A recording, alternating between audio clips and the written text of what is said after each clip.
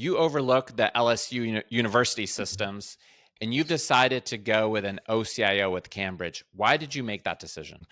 The one of the reasons to for an endowment to use the OCIO model, and not just an endowment, but any kind of pool of money. Part of it is size. No disrespect to about $1 billion, but when you're running a pool of money that's about 1 billion or 2 billion, you generally don't have the type of funds to attract the type of talent that you would want in order to run the portfolio, and exacerbating the relative small size of our endowment at the moment is the fact that we're in Baton Rouge, Louisiana. Again, no disrespect to the finance professionals in Baton Rouge, Louisiana, but it's very different from the type of pool of folks that I can work with or attract when I'm in New York City, when I'm in Boston, when I'm in Chicago, when I'm in London, which are the places that I've spent most of the past 40 years. So it really allows us as a relatively small pool of money to get the type of top-notch research and resources that a Cambridge and Associates can bring to the table. So it basically is a stronger team that I could afford to put in place internally, and I basically rent them and all the hundreds and thousands of people that work globally for that institution. So you're able to have a world class team, even being in Baton Rouge. Talk to me on the allocation side. Is having $1 billion an advantage in being able to access more interesting funds, or is it also a disadvantage? No, I would say another aspect or advantage of the OCIO model, again, for someone, generally speaking, if you're looking at, say, I would say less than $2 billion, the OCIO model, regardless of the type of pool of monies that you're managing, can really, there's a very strong case for it.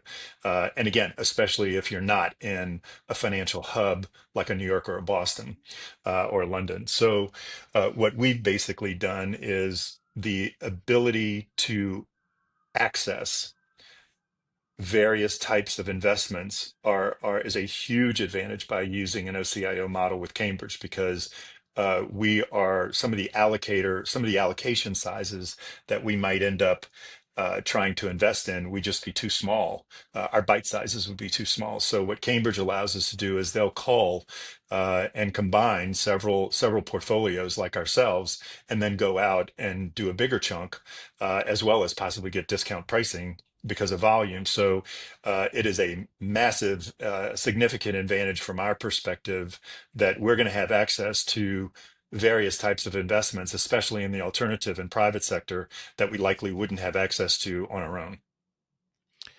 Your portfolio allocation is 40% stock, 30% bonds, 30% alternatives. It suspiciously feels like very round numbers. How did you come to this?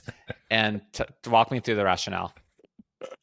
Those are fairly general allocation guidelines. And it basically stems from what is known as the endowment model, which was the idea that came out of David Swenson, who was the CIO at Yale's endowment. I think he probably started in the mid 80s. And as a fun fact, Dave Swenson is a member of the Institutional Investor Investment Hall of Fame. The 40% stock, 30% bond, 30% alternative is the general idea for the endowment model that was, I would offer, is a bit of an uptick or an evolution from what was called originally the pension model, which was 60% stocks, 40% bonds. Given the excess liquidity that many endowments enjoy relative to other pools of money, such as insurance money, pension plan money, whether you're corporate or public, there is certainly the opportunity, if you think the relative value is there, for an endowment to give up some liquidity in order to get higher levels of income and higher levels of forecasted return. And that's basically what this model does. One of the things that we've done at LSU Endowment is to put very wide guardrails around those 40, 30, 30 type general neutral points. And one of the reasons for that is, as a former portfolio manager, I always wanted more flexibility than less flexibility, because that allowed me, as the person making the buys and sells in the portfolio, it gave me more flexibility to use all the really great resources of the various companies that I was a portfolio manager at. When you tend to put more restrictions on a portfolio manager, it kind of restrains the ability to bring the best attributes of the company to the market. So we have put those as very general rules, and to your point, very, very suspiciously round numbers. But we've got pretty wide guardrails that Cambridge can play in. These guardrails serve as a useful framework for you and the investment committee, and to really be able to articulate your strategy both internally and externally, while also not being these arbitrary constraints that you put on, especially short-term fluctuations in the market. Sometimes it makes more sense to own more stocks, less bonds, and vice versa. And one of the things that I learned early when I made the switch from a portfolio manager, where I was responsible for every granular detail of every portfolio that was mine, or that I was entrusted with, when I switched to become 20 years ago to a chief investment officer, you had to kind of step back because your role is a little different. And one of the things that I started to do, which we're certainly enjoying and giving Cambridge the flexibility to do in the case of LSU's endowment, is to allow them, since they're on the front line, let them make the determination, to your point, of whether we should tweak the allocation to the private equity sector versus the hedge fund sector versus the bond sector versus the equity sector. So like right now, one of the things that certainly is a bit of a trend is we've got a little bit of a migration going on out of US public equities to international equities because of the outperformance for the past several years of US versus non-US. You're similarly seeing a lot of conversations, which as an ex-bond portfolio manager and bond trader really warms my heart. You're seeing a lot of conversations and endowments on the public fixed income market.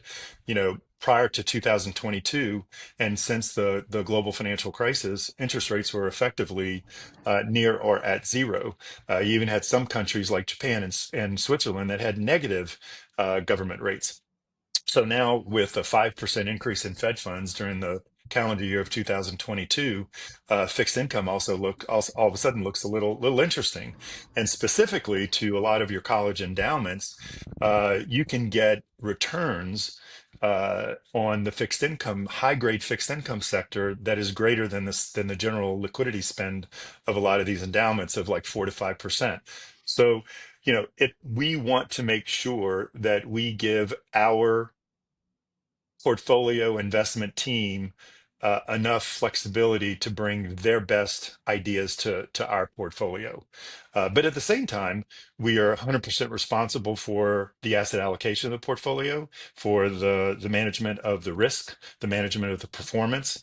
That is 100% our responsibility as chairman of the investment committee. It certainly doesn't make for the best cocktail discussion. Your portfolio allocation, people love to say we're in Sequoia, we're in Citadel. That's much, much, much more sexy.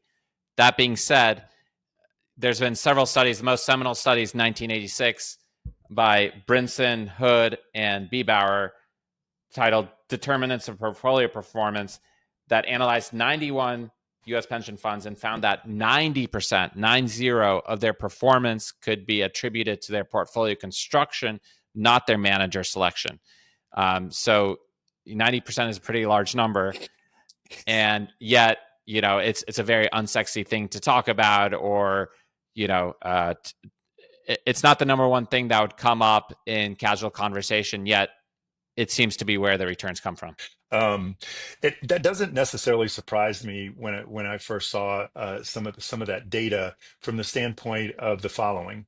When you put together a portfolio investment strategy, the absolute number one priority should be, what are the circumstances of the pool of money that you're managing? What is its purpose? How much liquidity do you need? What are you supporting? And if that portfolio construction is married to the purpose of the portfolio, and not just the purpose of the portfolio, but the objectives that should be, from a governance standpoint, uh, detailed by the governing body, whether it's the board of directors or the investment committee or the executive committee of the company.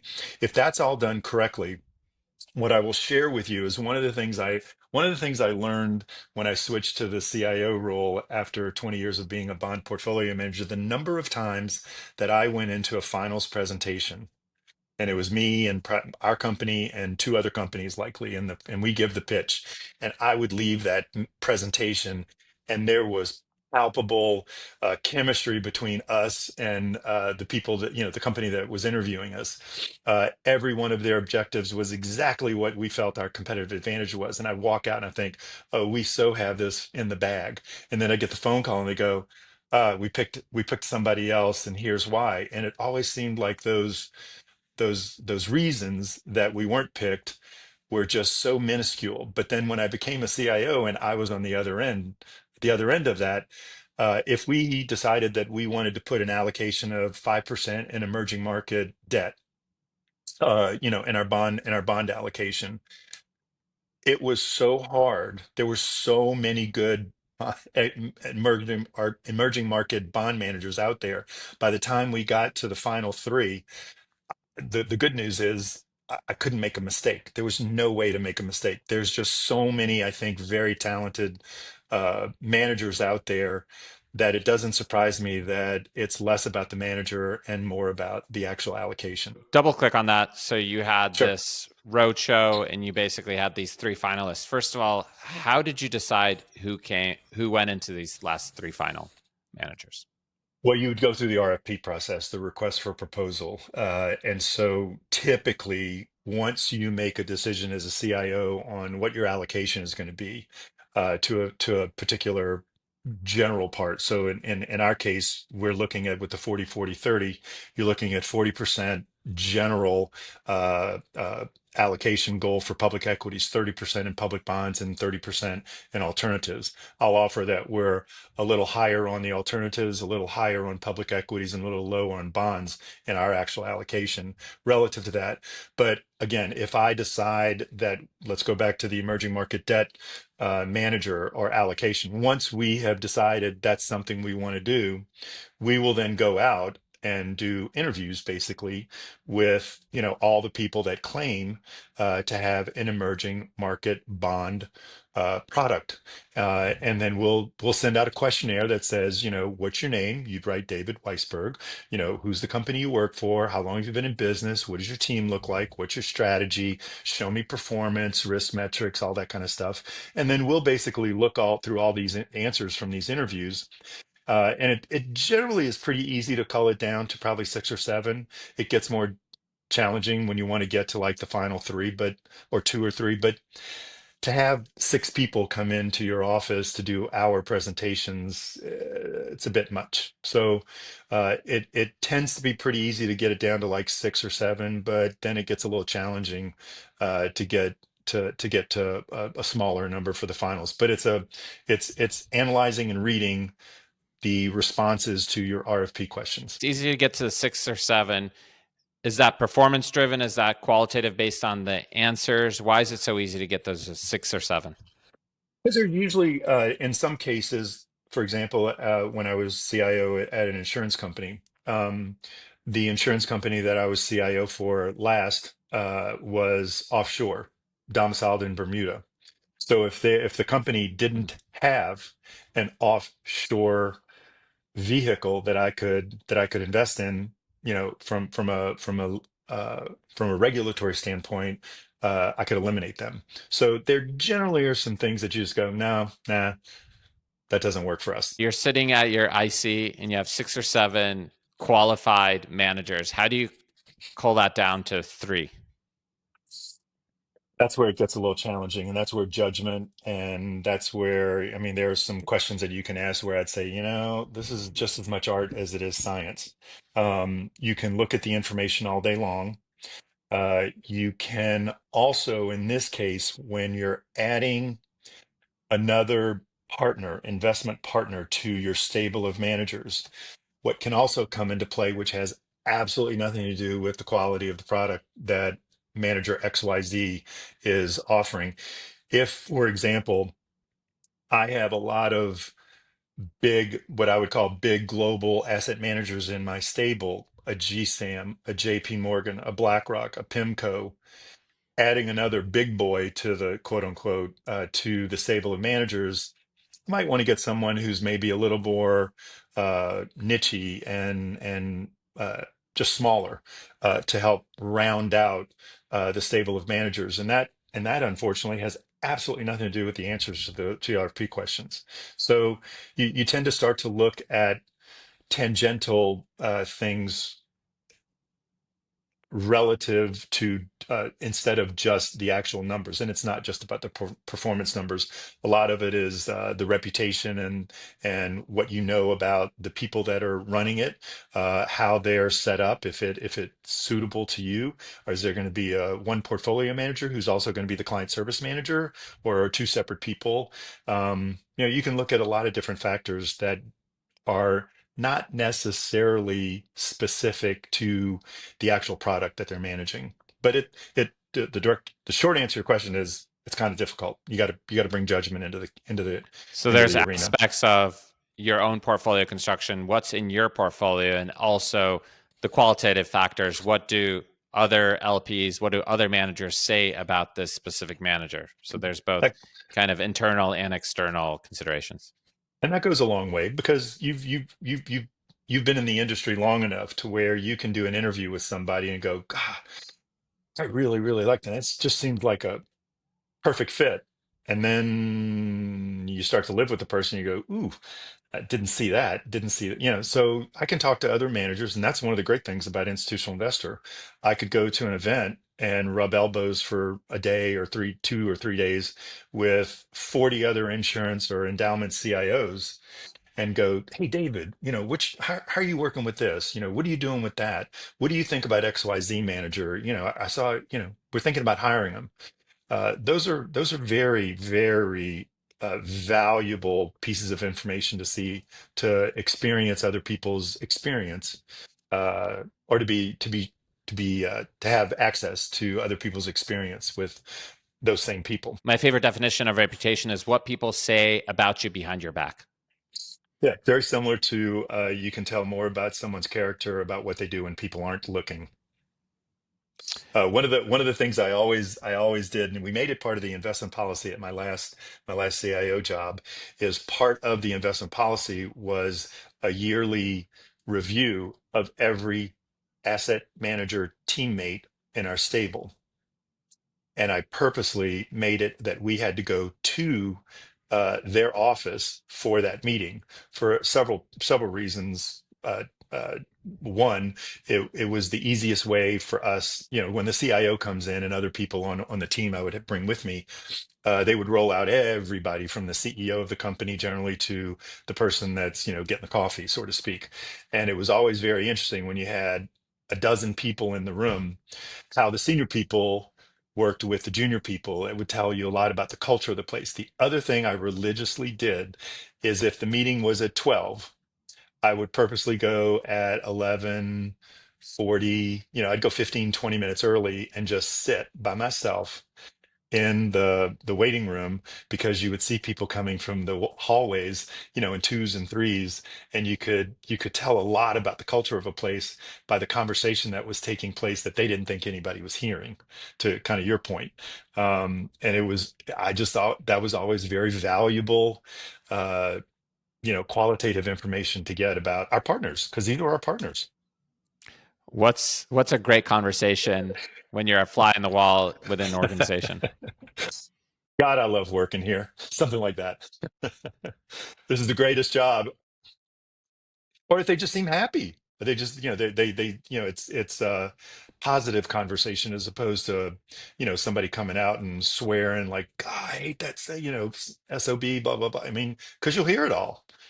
You'll hear all of that. If you were a quant trader with AI facial recognition, you would be kind of measuring the ultimate mood of the office. Do you subscribe to this idea of you go to their office, you have them come to your office, and then you grab a beer, or today it would be a non-alcoholic drink with the manager? Is that useful to get different environmental context to a manager? Absolutely. All the above. All the above. Because you'll see all sides of these people. I mean, it's interesting. I'll go back to what we were talking about a little bit before, David. I I think my gut's pretty good, but it's not perfect. There have been several times when I've interviewed someone and just literally came home and told my wife Susie, who knew I was interviewing, go, "Oh my God, I love this guy David who came in the office. I mean, he just, I, I, I want to be his, I want to be his mentor. I want him to come work for me. He's going to be great." Get you in, and all of a sudden I realize you're a weirdo. You're not a very hard worker. You pulled the wool over my eyes. And again, the I always approached my asset managers that we hired. These are my partners. You're not working for me. You're working with me.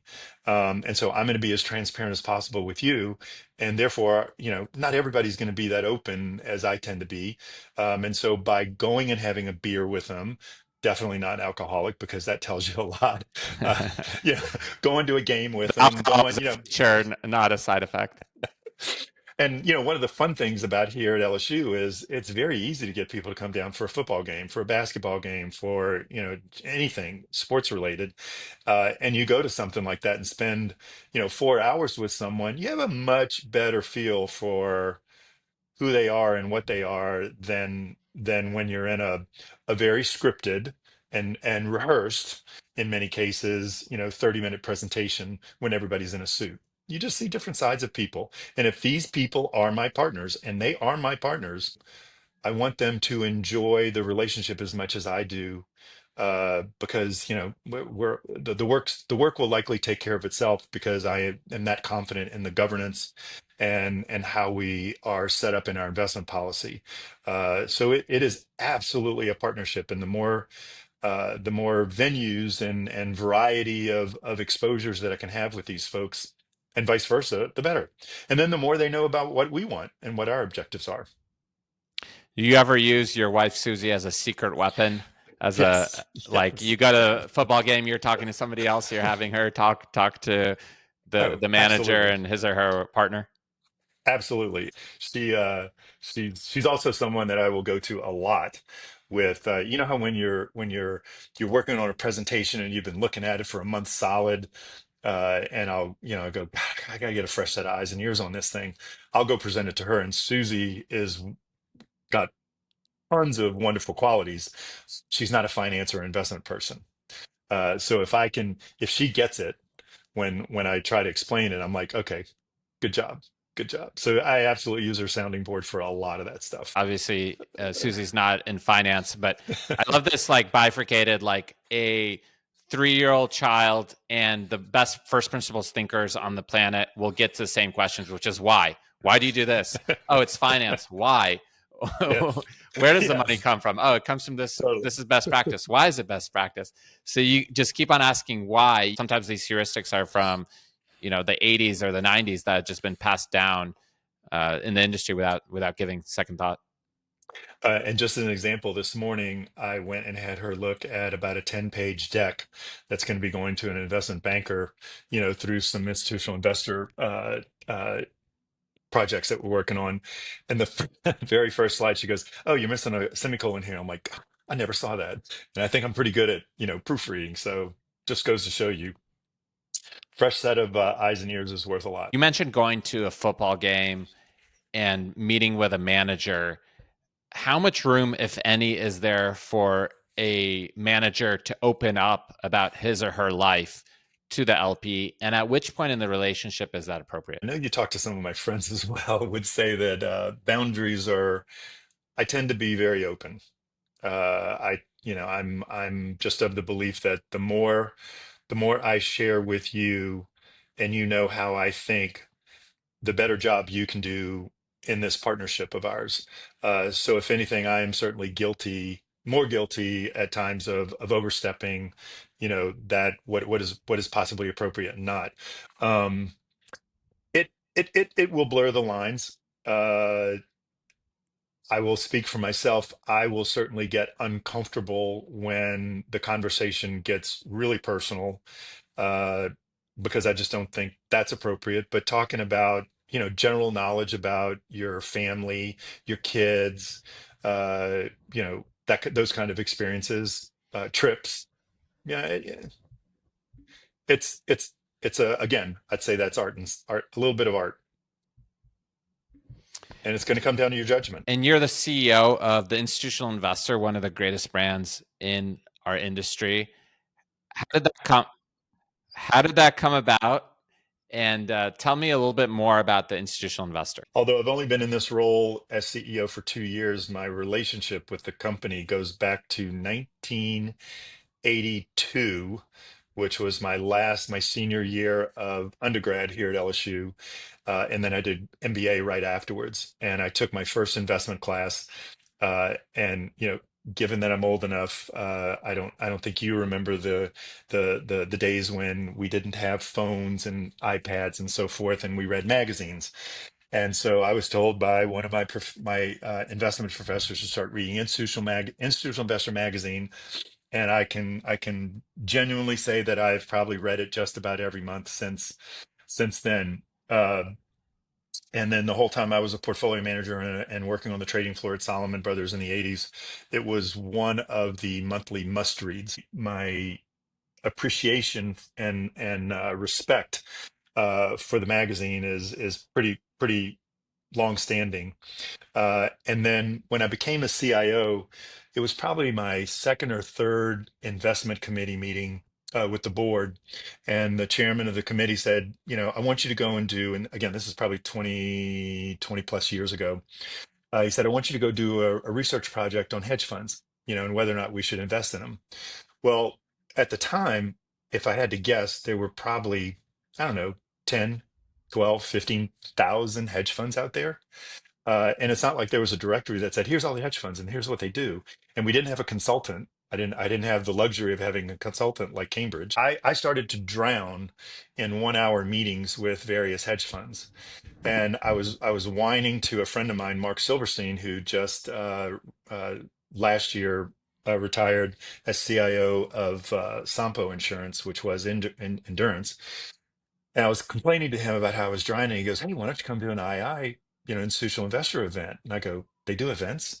And he goes, "Yeah." He goes, "You'll meet 40 of them in 2 days. You'll be able to speed date them." So I went to my Mhm. first II event in March in DC. It was for insurance companies. I was the CIO at insurance company, and it was the most effective use of 2 days I could have imagined.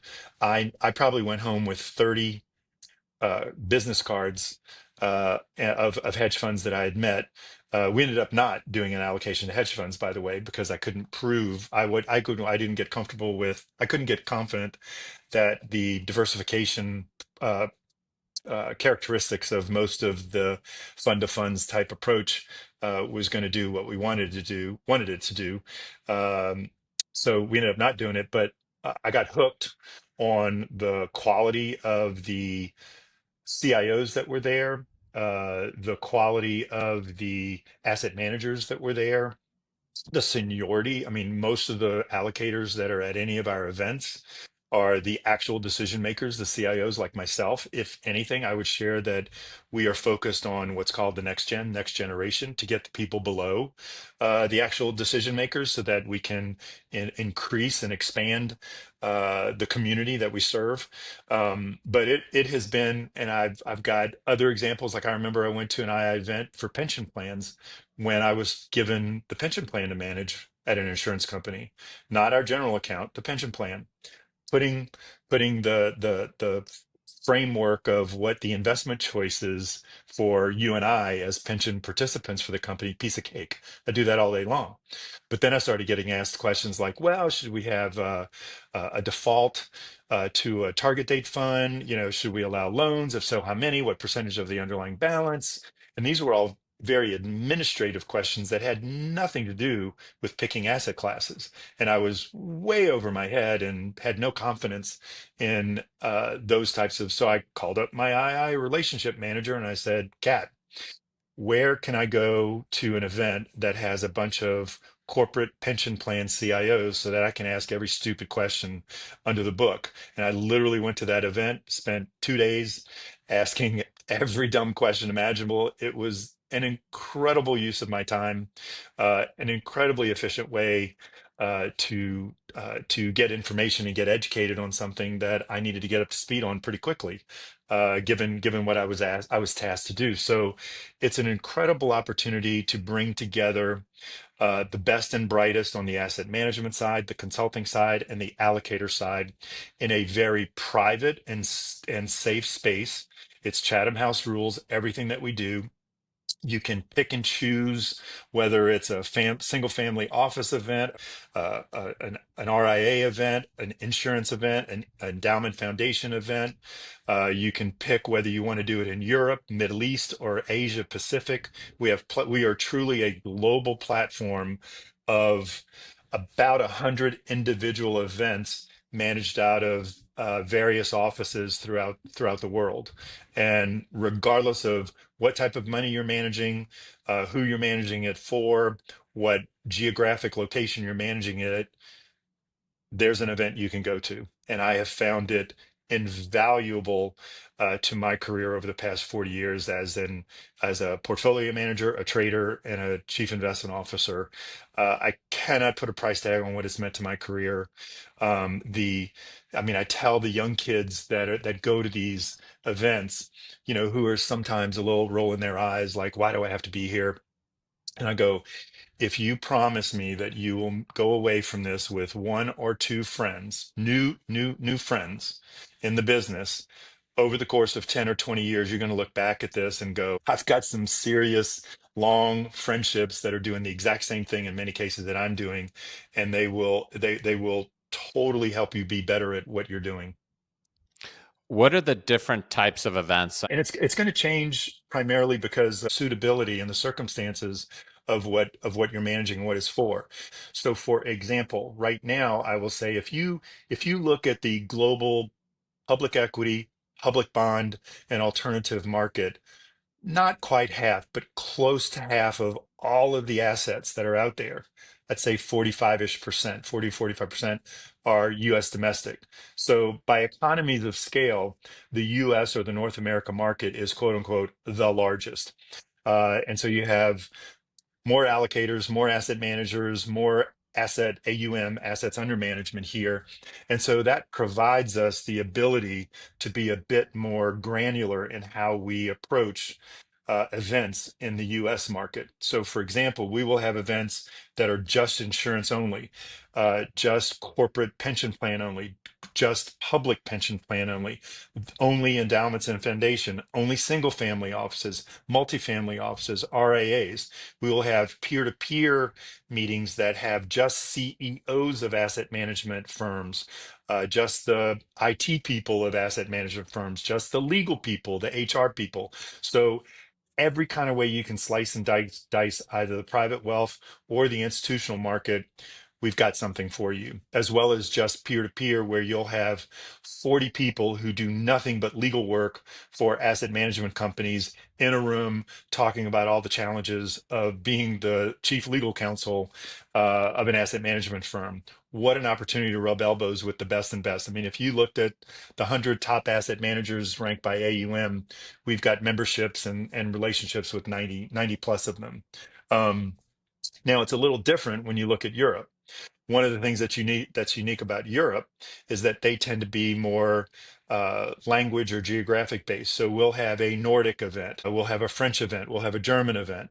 There are some trends going on in the market that we are very, very sensitive to in continuing to evolve how we service the asset management consultant and allocator community so that we can remain as relevant as we are.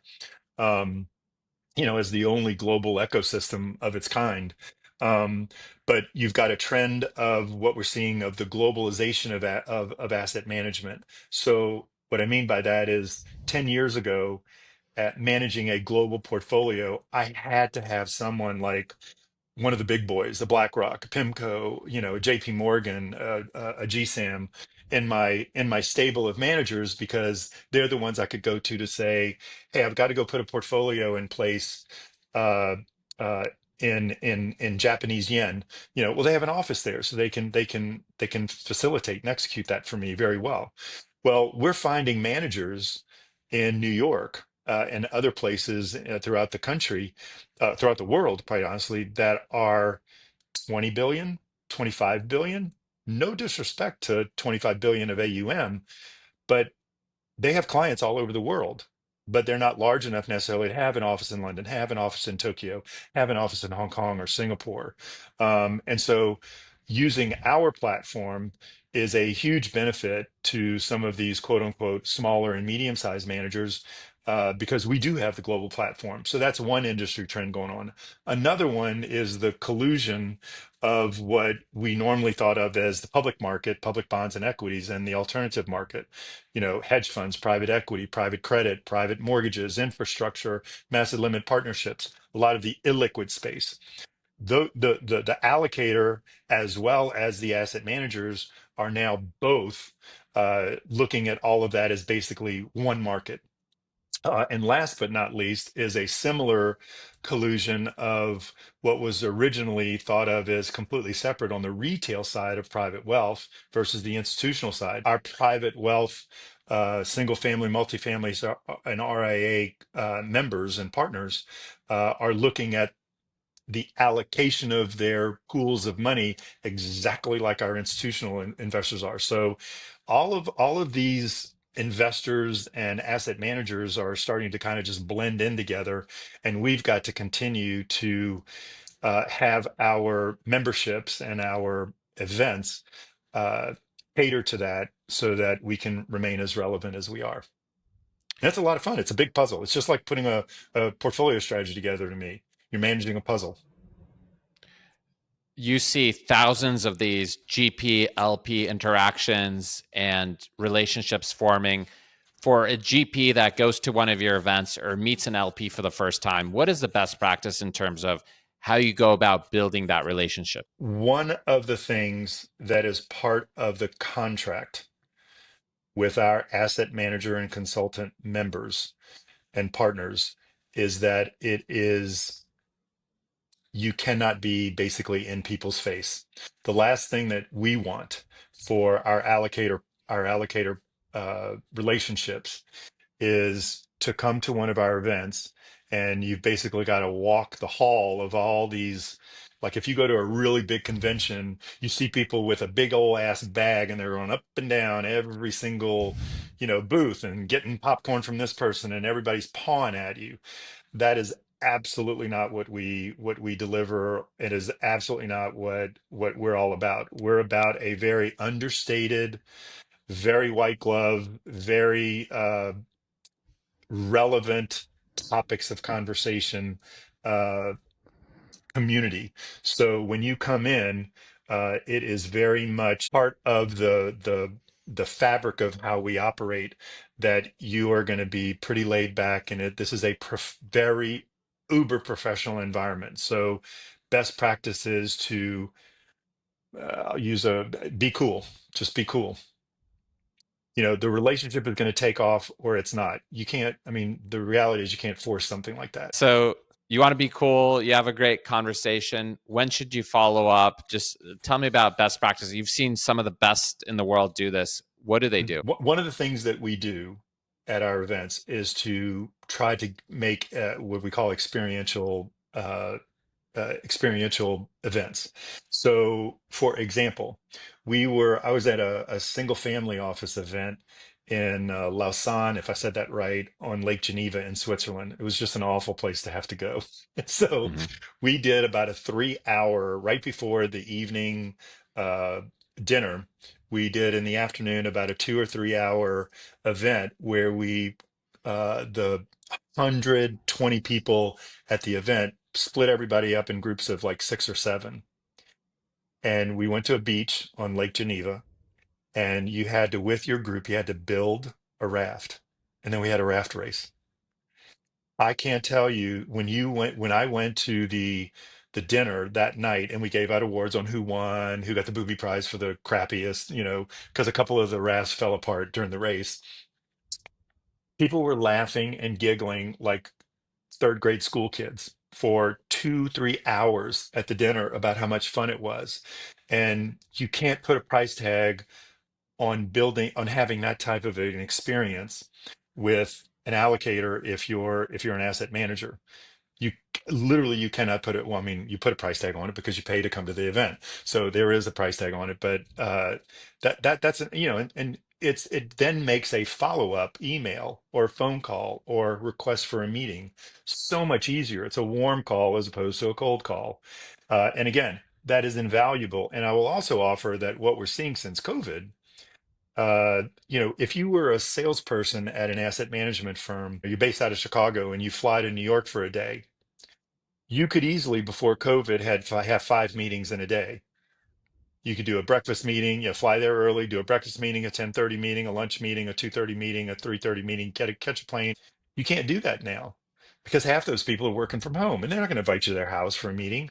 So coming to one of our events, I'm finding certainly since COVID, when I still was a CIO, a little less luxury and a little more necessity. And so we want to continue to build on that. But the best practices are to come to one of the events, participate in all the things that we offer, which includes, table sessions where you'll be given, someone will get up and do a geopolitical presentation, and then there'll be a question, 2 or 3 questions that are sent out to the audience, and you'll have 150 people in the audience, and then everyone at your table has to do a 20-minute discussion on that question, and then we go around and poll things. You're at a table with 6 or 7 other people that are which half of them, or at least half of them, if not more than half of them, will be CIOs if you're the asset manager. And what a really valuable opportunity to make connections with people.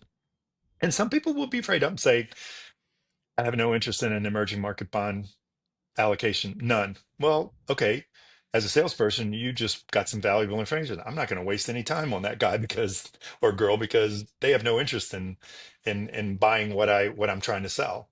So it's valuable information one way or the other. How many touch points are typically between GPs and LPs before an LP allocates to GP, and over what time period? Oh, David, there's such a wide range of possibilities on that. I can give you examples where GP has never met an LP and got an allocation just because of the strength of the product. But, yeah, there have been managers that I've hired where I called them to introduce myself because I got I had information on what their product was. A good example. Um, at my last CIO job, when I got to the company and I was 11, 12 years there, the portfolio was 100% public equities and public bonds. When I left, it was 35% alternatives, illiquid, because we had a ton of excess liquidity that we didn't need. And so we thought that it was worthwhile going into uh, alternatives that were liquidity constrained, where we could get increased yield, increased forecasted return, a lower realized standard deviation of returns.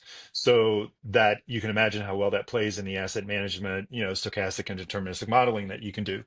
Um, I knew from some of my endowment and corporate pension plan meeting conferences that I had gone to, some of the names of some of the players that were very well respected in the illiquid space. So when we were ready to start having those conversations, there were 2 companies that I had called that I didn't really know well. I mean, I knew the company names, but I didn't know them well because they were in the illiquid space. I was always a public bond guy and a public equity guy. I literally called up the salesperson and said, "Hi, my name's Rip Reeves. I'd like to talk to you about, your uh, private commercial mortgage product." So they don't happen often, but they do happen. And then there are other times where I know people who have spent 10 years managing, forming a relationship before they got an at bat. So there's every potential range on that. What is the best practice for somebody that joins institutional investor? How could they benefit the most from the platform on the GP side? Be as upfront and knowledgeable and communicative about what it is you want to get out of it. Obviously, the simple answer to that is I want to get more AUM.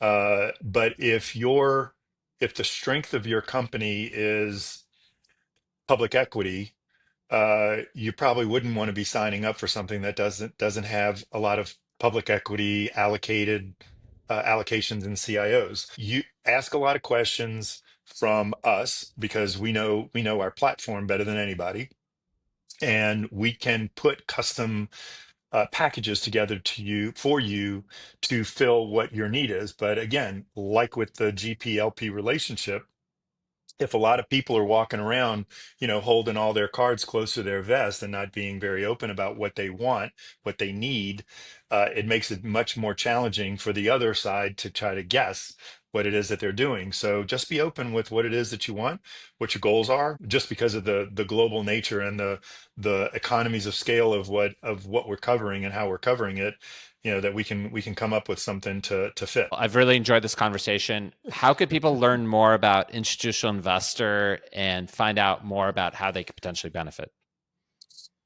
Institutionalinvestor.com. And how should people follow you? Follow me. Yes. Rip Oh, Reeves. listen to the David Weisberg podcast. I'm on LinkedIn. Audience note, unfortunately, I'm not getting paid for this podcast, but I will take payment in LSU, in Death Valley football tickets. So I will take you up on that. And I look forward to meeting Susie and having you meet Jessica as well. And you could see if you still like me at that point. I'll talk to you later. Thanks, David. Thanks for tuning in to my conversation. If you love that episode, you're going to love the episode right here.